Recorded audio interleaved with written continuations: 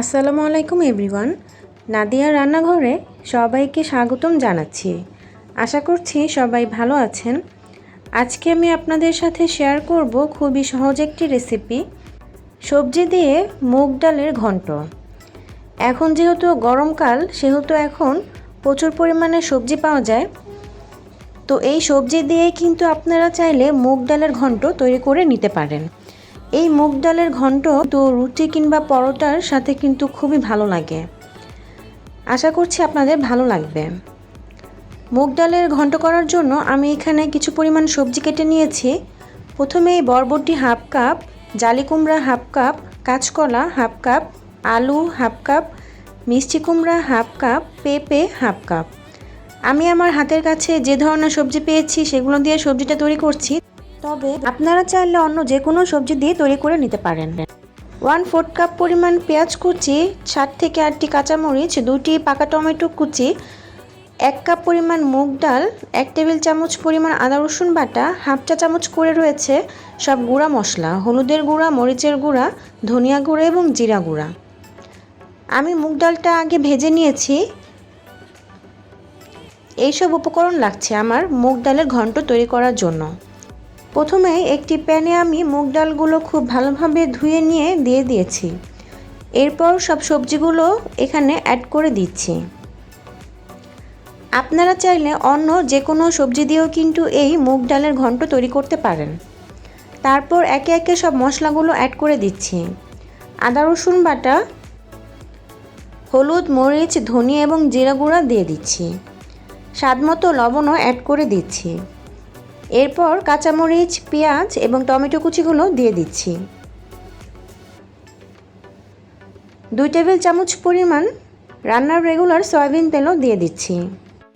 সব উপকরণ দেওয়া হয়ে গেলে এখন আমি হাত দিয়ে এই ডাল সবজির সাথে মশলাগুলো খুব ভালোভাবে মিশিয়ে নিব। খুব ভালোভাবে আমি ডাল এবং সবজিগুলো মশলার সাথে মিশিয়ে নিচ্ছি।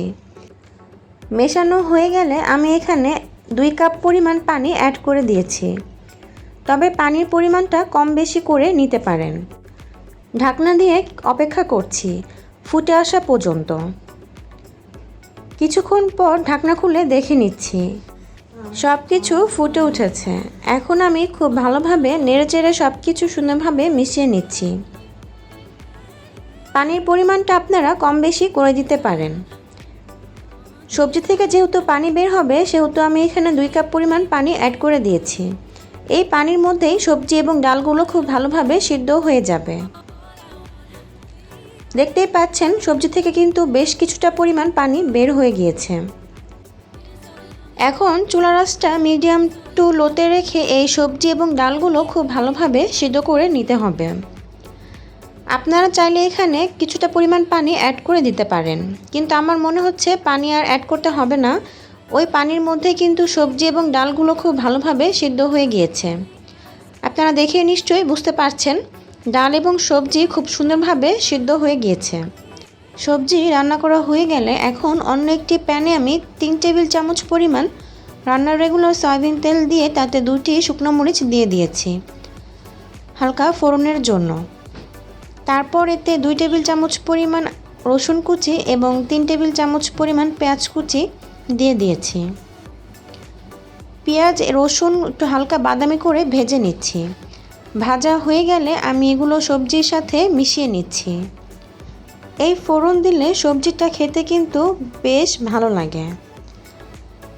তারপর আমি এখানে 2 টেবিল চামচ পরিমাণ ধনিয়া পাতা কুচি অ্যাড করে দিয়েছি। ধনিয়া পাতা কুচি দিয়ে সব সুন্দরভাবে নেড়েচেড়ে মিশিয়ে নিলে কিন্তু এই মুগ ডালের ঘন্ট তৈরি হয়ে যাবে। এই মুগ ডালের ঘন্ট তৈরি করা কিন্তু খুবই সহজ এবং খেতে কিন্তু খুবই মজা। আপনারা চাইলে রুটি, পরোটা কিংবা ভাতের সাথেও পরিবেশন করতে পারেন। আশা করছি আপনাদের ভালো লেগেছে। ভালো লাগলে অবশ্যই আমার চ্যানেলটি সাবস্ক্রাইব করবেন, লাইক, কমেন্ট, শেয়ার করে আমার পাশেই থাকবেন।